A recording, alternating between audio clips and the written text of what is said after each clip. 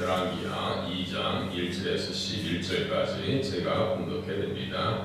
여호와께서 희열의 바람으로 엘리야를 하늘로 올리고자 하실 때 엘리야가 엘리사와 더불어 길가에서 나가더니 엘리야가 엘리사에게 이르되 청하건대 너는 여기 머물라 여호와께서 나를 베델로 보내시니라 하니 엘리사가 이르되 여호와께서 살아계신과 당신이 영원히 살아있음을 두고 맹세하노니 내가 당신을 떠나지 아니하겠나이다 하는지라. 이에 두 사람이 베델로 내려가니 베델에 있는 선지자의 제자들이 엘리사에게로 나와 그에게 이르되 여호와께서 오늘 당신의 선생을 당신의 머리 위로 데려가실 줄을 아시나이까. 이르되 나도 또한 아노니 너희는 잠잠하라 하니라. 엘리야가 그에게 이르되 엘리사야 청하건대 너는 여기 머물라 여호와께서 나를 여리고로 보내시느니라. 엘리사가 이르되 여호와께서 살아계신과 당신의 영혼이 살아있음을 두고 맹세하노니 내가 당신을 떠나지 아니하겠나이다 하니라. 그들이 여리고에 이르되 여리고에 있는 선지자의 제자들이 엘리사에게 나와 이르되 여호와께서 오늘 당신의 선생을 당신의 머리 위로 데려가실 줄 아시나이까. 엘리사가 이르되 나도 아노니 너희는 잠잠하라. 엘리야가 또 엘리사에게 이르되 청하건대 너는 여기 머물라 여호와께서 나를 요단으로 보내시느니라 하니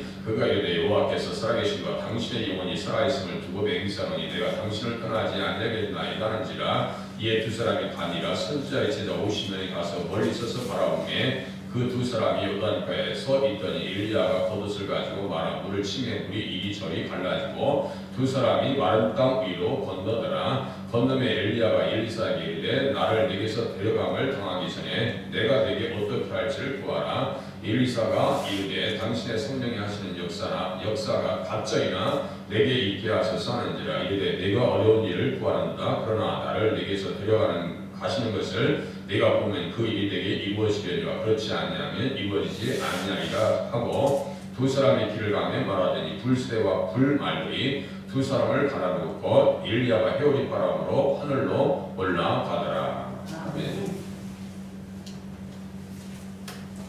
엘리야가 승천하고 후계자 엘리사가 세워질 과정을 본문에서 이야기하고 있습니다.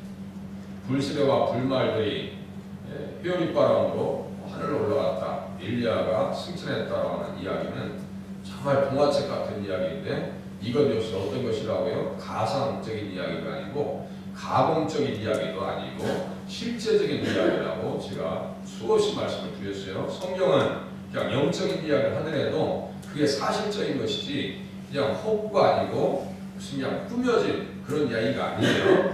서구적인 이야기예요.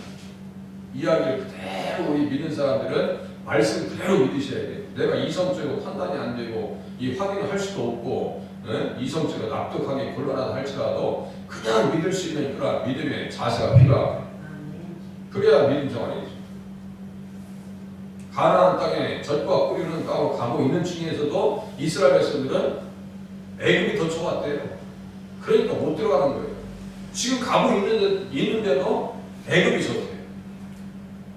그 사람들은 믿음으로 말씀을 듣지 못하니까 믿음으로 하나님의 말씀을 믿음과 말씀이 화합되지 않으니까 결국은 광야에서 멸망받았더라.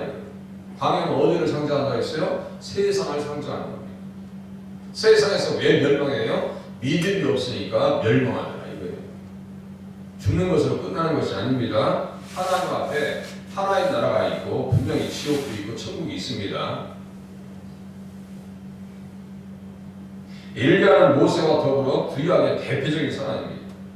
구약의 대표적인 사람. 그가 한 20년 동안 사명을 다 완수하고 이제 하나님 앞에 올려 가지는 그런 이야기가 본문에 실려 있습니다. 20년 동안 그 땅에서 예수님 바라보면서 어떻게 살아야 될지를 이스라엘 백성들에게 불의 응답을 통해서 또는 불로 사람을 태워 죽이는 그 과정을 통해서 하나님 앞에 어떻게 살아야 되는지 구속사 예수님을 어떻게 바라보고 그 땅에서 살아야 되는지를 가르쳐줬어요. 20년 동안 사명을 완수합니다. 율법의 대표는 모세이고 선지자의 대표는 엘리야입니다. 그래서 율법과 선지자다라고 하는 표현이 신약에서 나와요. 그래서 마태복음 5장 17절에 보니까 내가 율법이나 선지자를 폐하러 온 줄로 생각하지 말라. 폐하러 온 것이 아니요 완전하게 하려 하심이라 할 때 율법의 대표는 누구라고요? 모세예요. 엘리야는 누구의 대표라고요? 선지자의 대표예요. 그래서 변화산상 이야기, 예수님과 함께 모세와 엘리야가 등장합니다. 변화산에서 마태복음 17장에 보니까 엿새 오후에 예수께서 베드로와 야고보와 그 형제 요한을 들이시고 따로 높은 산에 올라가셨더니 그들 앞에서 변형되사 그 얼굴에 해같이 빛나며 옷이 빛과 같이 이어졌더라. 그 얼굴에 해같이 빛났더라. 모세도 그랬죠. 예, 출애굽기 34장에 보니까 하나님의 말씀을 받고 들어오니까 얼굴이 막 광채가 나가지고요, 사람들이 얼굴을 보지 못할 정도였어요. 다 누구의 은혜를 입은 거예요? 예수님의 은혜를 입은 거고, 누구와 가까이 지낸 거예요? 예수님과 가까이 지내고 있었으니까 얼굴에 빛이 나더라 이거예요.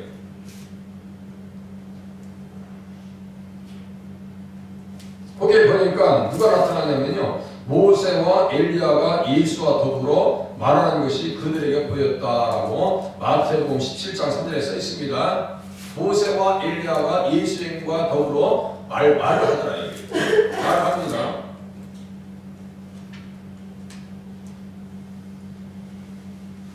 그때 소리가 들립니다. 이는 내 사랑하는 아들이니 너희는 그의 말을 들으라.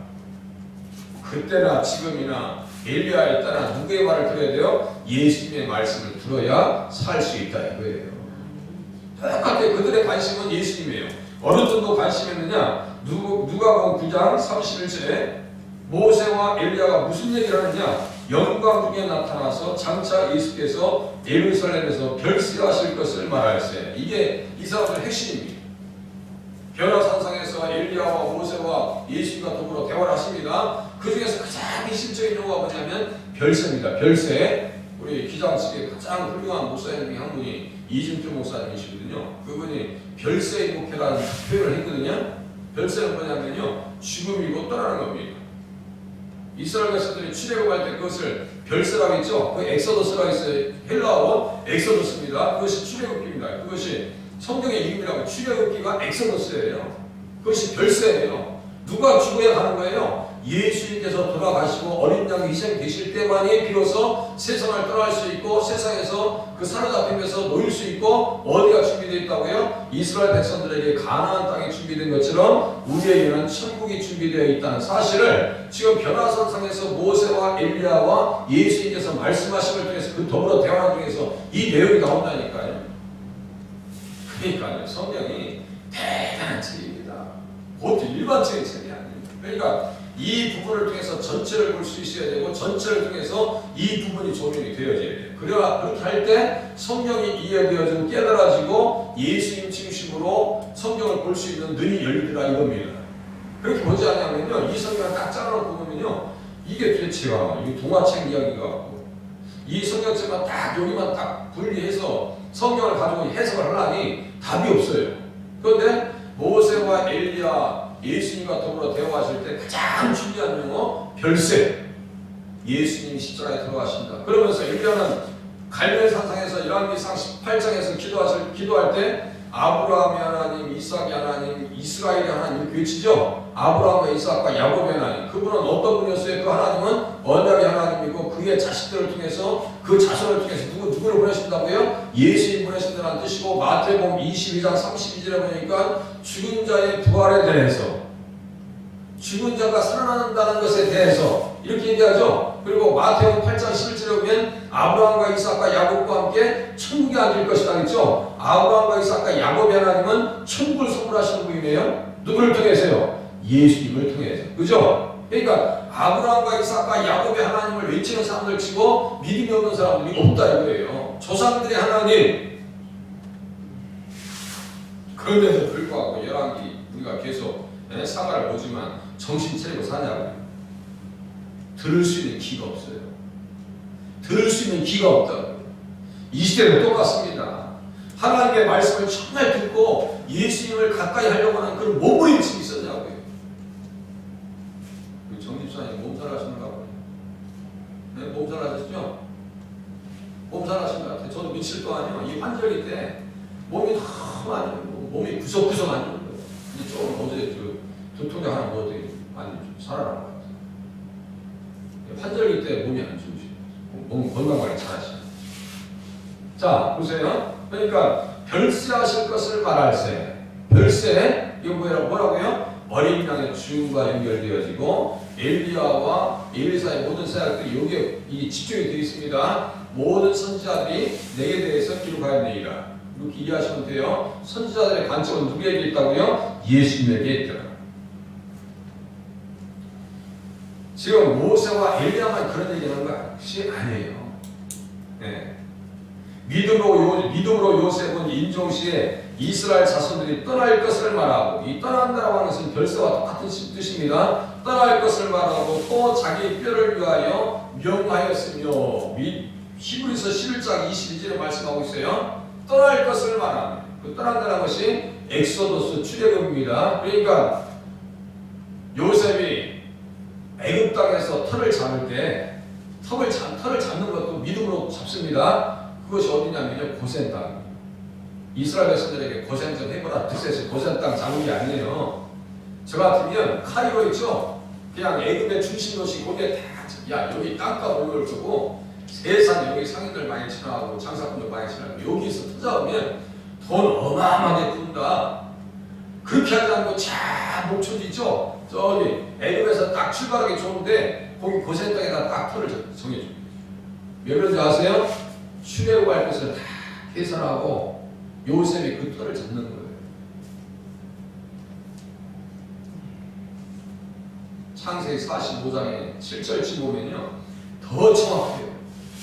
당신들의 후손을 이 땅에 두려고 하시는 것은 세상을 구원하시려고 하신다는 그 표현이 나와요. 그러니까 이 믿음의 사람들은 그냥 일반적인 사람들이 아닙니다. 그러니까 그들의 행동과 그들의 표현들, 그들의 결단들을 가만히 보면 우리가 어떻게 신앙생활을 할지를 다 알아요. 그렇구나. 그거예요. 구약에서 출애굽할 때 여호와의 사자 예수님이 먼저 앞서가십니다. 제가 여호와의 사자는 예수님이라고 했어요. 출애굽할 때도 예수님께서 어린 양의 그 죽임을 통해서 이스라엘 백성들이 출애굽을 하고 또 광야로 해서 가나안 땅 갈 때까지도 누가 앞서가시냐면 여호와의 사자가 앞서가세요. 여호와의 사자가 앞서가신다고요. 먼저 가십니다. 가나안 땅에 먼저 들어가신다고요. 신약 성경에서도 예수님께서 지금 들어가시는 것도 뭐예요? 먼저 우리를 위해서 앞서가셔서 너희를 위하여 거처를 예비하러 가느라. 지금 엘리야의 승천기사를 통해서 우리는 예수님에 대한 얘기를 다 지금 다 드러낼 수 있어요. 완벽하게 드러낼 수 있습니다. 출애굽기 23장 한번 출애굽기 23장 펴보세요. 내일 새벽에 한번 더 해야 돼요. 지금 반으로 존나 출애굽기 23장 보세요. 23장 20절. 출애굽기 23장 20절.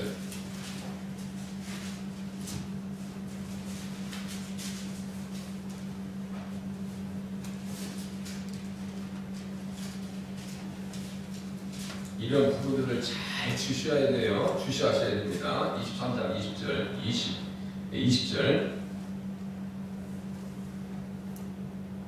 내가 사자를 네 앞서 보내어 길에서 너를 구하여 너를 내가 예비한 곳에 이르게 하리니.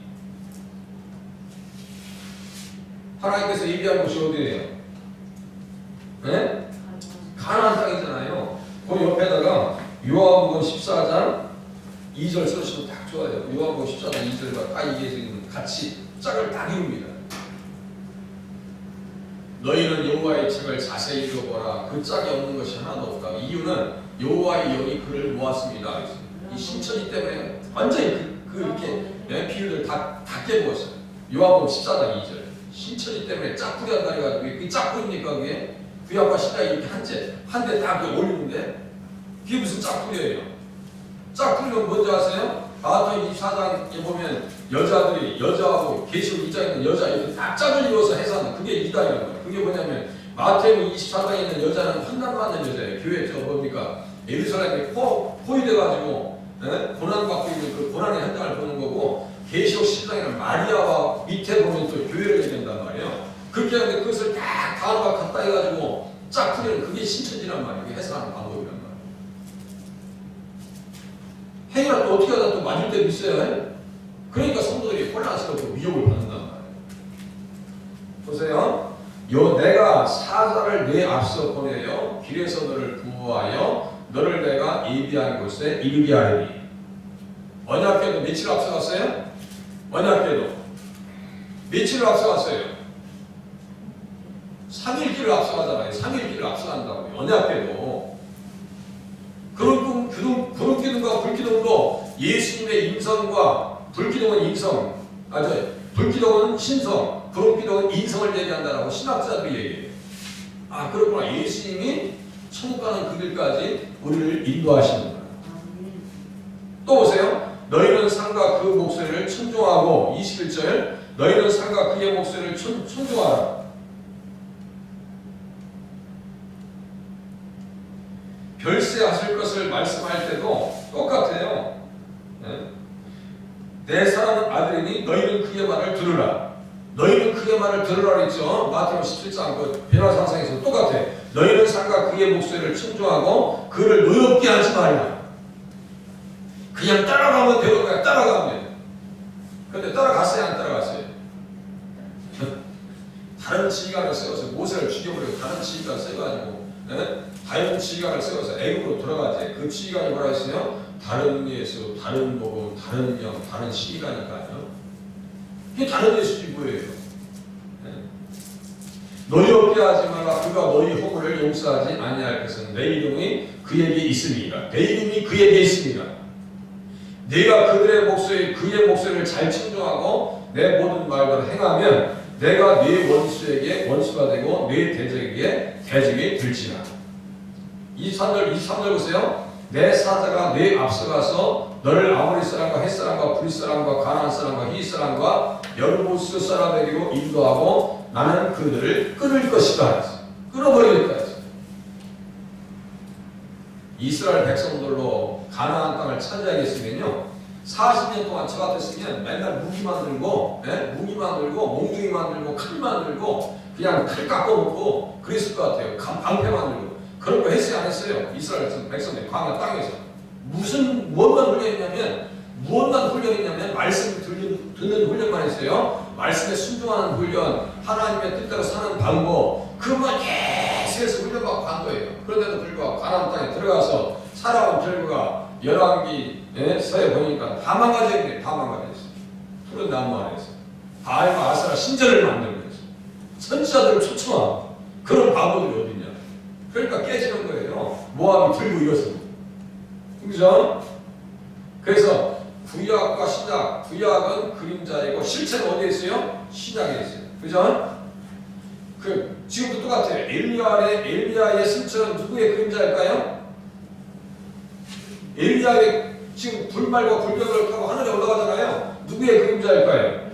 예수님의 그림자. 예수님이 어떤 그림자예요? 부활하시고 승천하시는 그림자입니다. 지금 애굽도 똑같아요. 그러니까 그거까지 내일 새벽에 같이 한번 이 부분을 보겠습니다. 이 말씀이 되게 깊은 부분이에요. 이 부분이. 기도하시겠습니다.